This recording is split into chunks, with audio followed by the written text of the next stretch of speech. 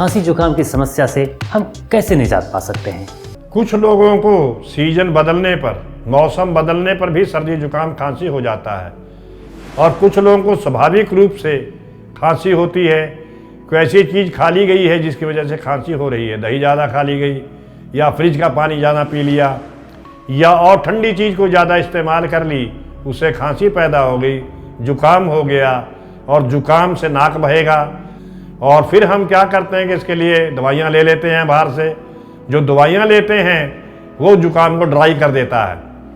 जो बह रहा था, जुकाम बाहर निकल रहा था, गंदगी बाहर निकल रही थी, उस गंदगी को हमने रोक दिया। वो गंदगी अंदर रुक गई, उसके कारण खांसी बढ़ गई। खांसी बढ़ने से हमारा कफ जो था वो कफ सूख गया और कफ निकल नहीं रहा है, इसलिए परेशानी हो रही है। अगर कफ निकलता रहेगा तो परेशानी उतनी नहीं होगी। प्राकृतिक चिकित्सा, प्राकृतिक जीवन पद्धति रोग को जड़ से समाप्त करती है। उसकी जड़ को जब खत्म कर देगी तो रोग रहेगा ही नहीं।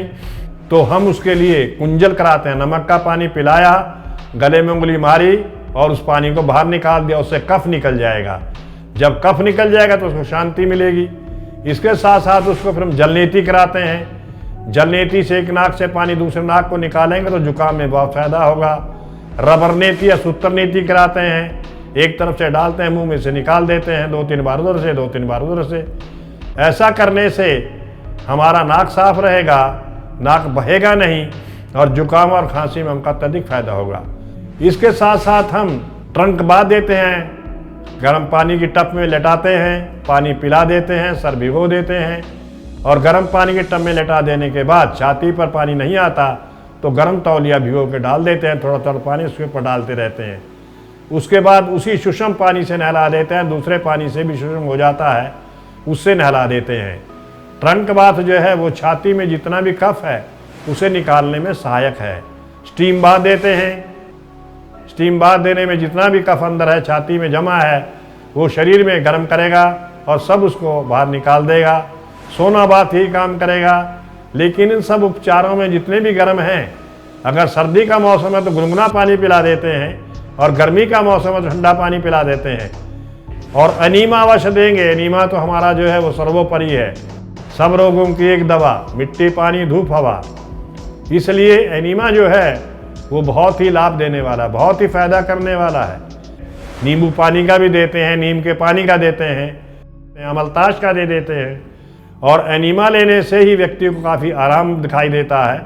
रात को गर्म पानी की बोतल छाती का सेक कर सकते हैं, हम दिन में भी देते हैं। छाती की लपेट, गर्म नीचे वाली सूती पट्टी गर्म पानी भिगो के ऊपर वाली ऊनी पट्टी छाती पर लपेटते हैं ताकि उसमें हमको अत्यधिक लाभ हो और जुकाम में हमको बहुत फायदा हो जाए। बहुत जल्दी जुकाम चला जाता है।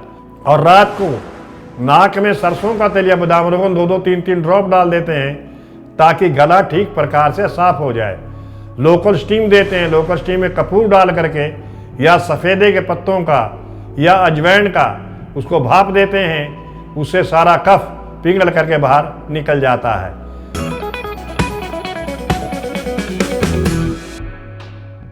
Eat what you like when you like and die young. जैसा चाहो, जो चाहो खाओ, फिर जवानी भगवान को प्रिय हो जाओ। इसलिए हम समझ बूझ करके खाएं, हमें क्या खाना है, क्या नहीं खाना है, कितना खाना है, किस समय खाना है, किस लिए खाना है। इन सब चीज़ों का हम ध्यान करें तो हमारे नज़दीक कोई भी रोग, कोई भी बीमारी आने वाली नहीं है। आपको इसमें घी, दूध कुछ दिन के लिए बंद करना पड़ेगा, क्योंकि एक्यूट में अगर आपको खांसी जुकाम नज़ला हो रहा है तो दूध और दही कुछ दिन के लिए बंद कर देना चाहिए। घी भी नहीं खाना चाहिए और बॉयल्ड सब्जी लेनी चाहिए। बॉयल्ड सब्जी लेने के साथ साथ फल ले सकते हैं। फल में केला नहीं लेना है, वो भी कफ पैदा करेगा आपको। इसलिए पपीता लीजिए, सेब लीजिए, चीकू लीजिए। अगर आपको शुगर नहीं है तो मुनक्का लीजिए, किशमिश लीजिए, बादाम लीजिए, अखरोट लीजिए। इसको पीस करके लिया जाता है। जुकाम में रफेज वाली चीज़ें ज़्यादा इस्तेमाल करें। चोकर का काढ़ा बना के ले सकते हैं। मोटे आटे की रोटी हमें प्रयोग करनी चाहिए। जो स्प्राउट्स लेंगे वो भी स्टीम दे के लेना चाहिए, कच्चा नहीं लेना चाहिए। नेचुरोपैथी का पूरा ट्रीटमेंट इसके लिए बहुत सर्वोपरि है। नेचुरोपैथी एक ऐसी पद्धति है जो हर बीमारी को दूर करती है और जड़ से समाप्त करती है। हम प्रकृति की ओर लौटें, कुदरत की ओर लौटें, कुदरत के नियमों का पालन करें, गलत सलत चीज़ें जो बाजार में मिलती हैं दाएं बाएं उनका सेवन न करें, घर में अपने सादा भोजन, उच्च विचार, यही गांधी जी का विचार, इसे अपने जीवन में अपनाएं और हमेशा स्वस्थ और तंदुरुस्त रहें। यही प्रभु से कामना है, यही प्रार्थना है। जय जगत। कोल्ड एंड कफ के लिए थेरेपी।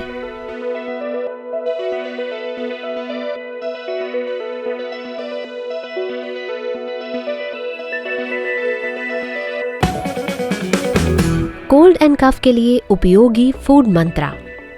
शहद में रोगाणुरोधी गुण होते हैं। चाय या गर्म नींबू पानी में शहद मिलाकर पीने से खांसी में काफी हद तक आराम मिल सकता है। शहद गले में खराश को शांत करने के लिए अच्छा माना जाता है। लहसुन में कई एंटीऑक्सीडेंट्स और एंटी इन्फ्लेमेटरी गुण पाए जाते हैं।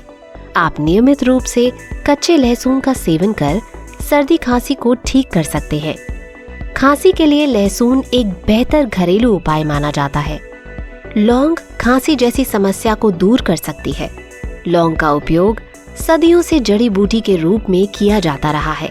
इसमें anti fungal, anti bacterial, anti inflammatory और एंटीसेप्टिक गुण होते हैं जो खांसी से राहत दिलाने में मदद कर सकते हैं। अनानास में स्वाभाविक रूप से पाए जाने वाले एंजाइम्स का मिश्रण खांसी और बलगम को दबाने में मदद कर सकता है। अगर आप खांसी से जल्दी राहत पाना चाहते हैं तो अनानास का सेवन करें। कफ एंड कोल्ड के लिए फायदेमंद घरेलू उपचार।